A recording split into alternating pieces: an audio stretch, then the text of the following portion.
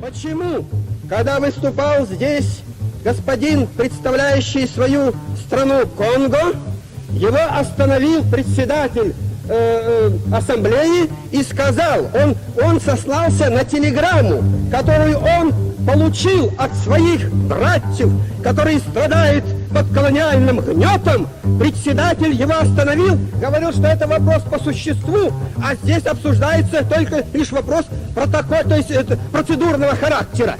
А почему же этот халуй американского империализма выступает?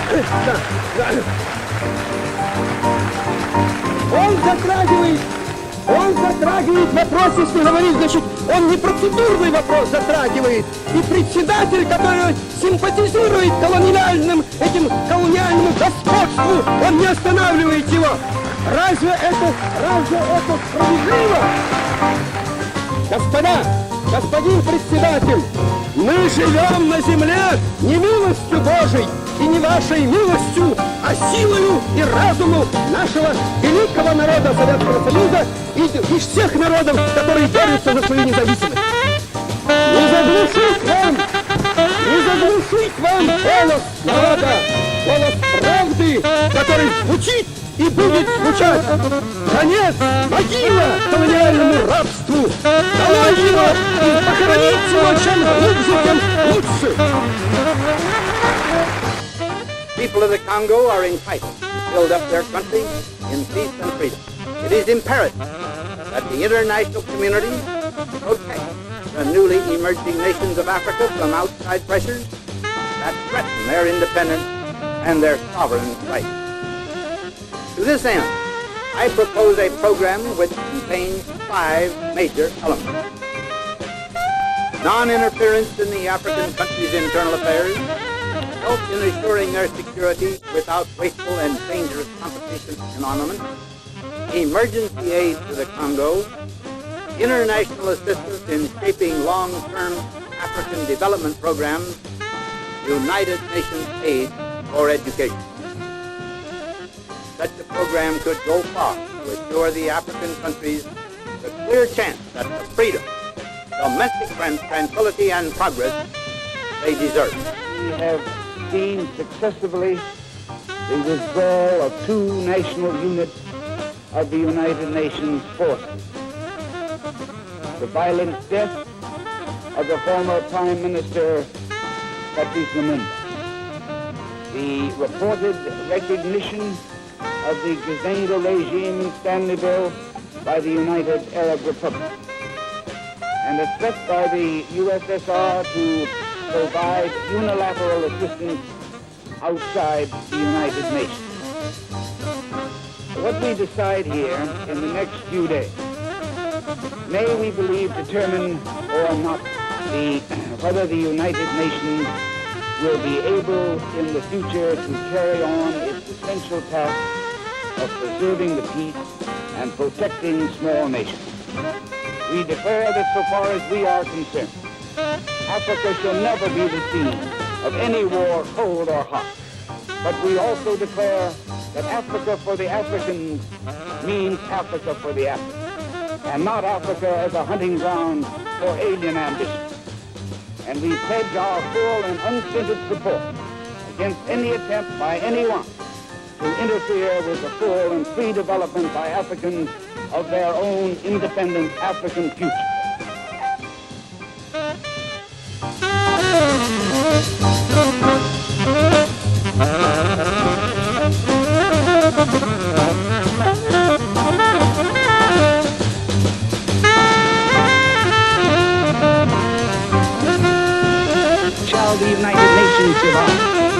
the attempt to bring about peace by the concerted power of international understanding be discarded.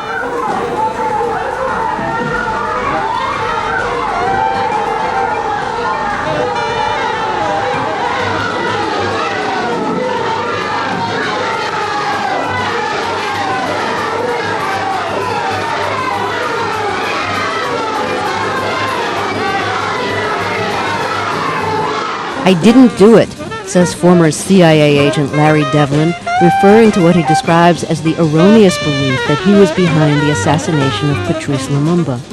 Devlin became the CIA station chief in the Congo in July 1960, just 10 days after the Congo received its independence from Belgium, and Patrice Lumumba became the first elected prime minister of the Democratic Republic of the Congo. Just a few weeks later, Lumumba's government was overthrown in a coup led by the head of the Congo's army, Joseph Mobutu. Lumumba was arrested by Mobutu's men and later murdered under mysterious circumstances. Mobutu remained head of the army until 1965, when he led another coup and took over as president. Larry Devlin has been credited with or blamed for involvement in that coup, but he insists he was not consulted or in any way involved. This was during the Cold War, when many African countries were involved in proxy wars between the U.S. and the Soviet Union.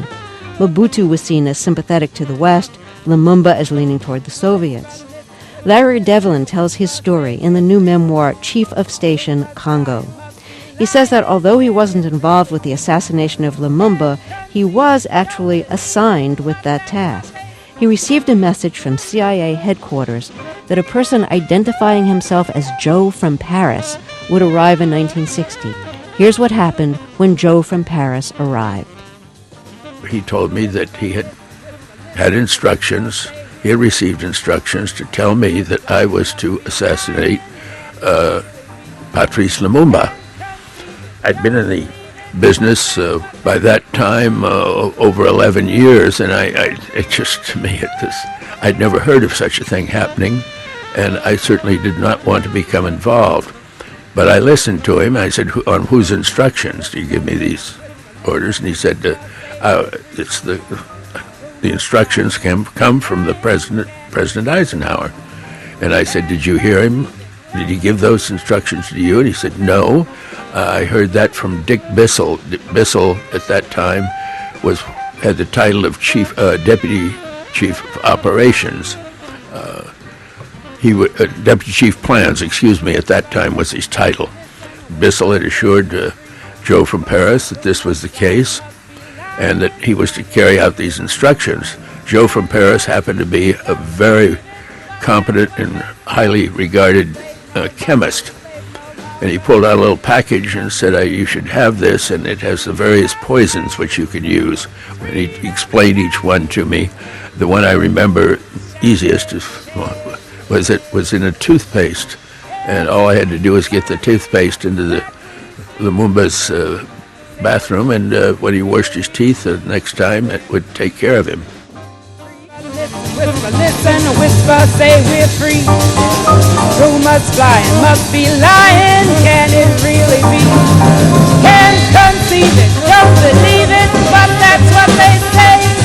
Slave no longer, this is freedom day. Freedom